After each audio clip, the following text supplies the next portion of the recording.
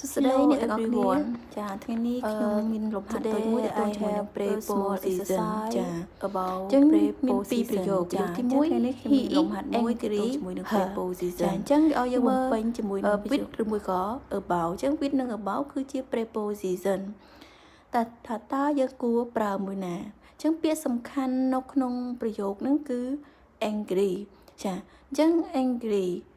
តើគួរប្រើ angry with ឬមួយក៏ angry about ខ្ញុំសម្រាប់បញ្ជាក់ថាតើយើងគួរប្រើមួយណាចាយើងមើលរវាង angry with ហើយនិង angry about វាខុសគ្នាដោយម្ដេចខ្លះ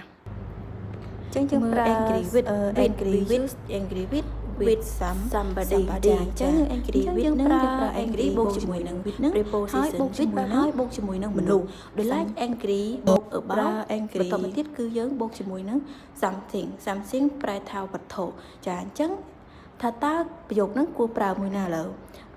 he is angry her យើងមើលពាក្យ her ជាវត្ថុឬមួយក៏ជាមនុស្សចាអញ្ចឹង her គឺ somebody ចា her somebody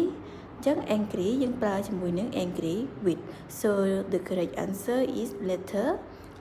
A ចម្លើយដែលត្រឹមត្រូវគឺ A angry with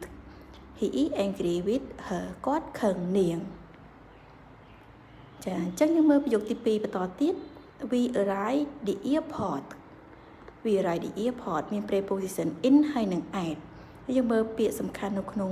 ប្រយោគហ្នឹងគឺពាក្យ arrive ចាយើងមើល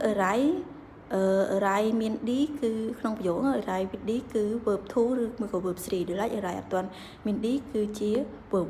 1 ចាអញ្ចឹងរវាង arrive in ហើយនិង arrive at តើខុសគ្នាដូចម្ដេចហើយប្រយោគយើងគួរបំពេញមួយណា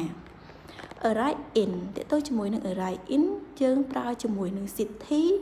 ឬមួយក៏ country បែរថា arrive បូក in បូកជាមួយនឹងឈ្មោះទីក្រុងឬមួយក៏ឈ្មោះប្រទេសចាដោយឡែក arrive បូក at យើងប្រើជាមួយនឹង specific place ចា specific place មានន័យថាទីកន្លែងដែលជាក់លាក់គេកំណត់មកច្បាស់ចាអញ្ចឹងថាតើប្រយោគខាងលើហ្នឹងយើងគួរបំពេញ in ឬមួយក៏ at យើងមើលពាក្យ airport ចាអញ្ចឹង airport ជាឈ្មោះទីក្រុង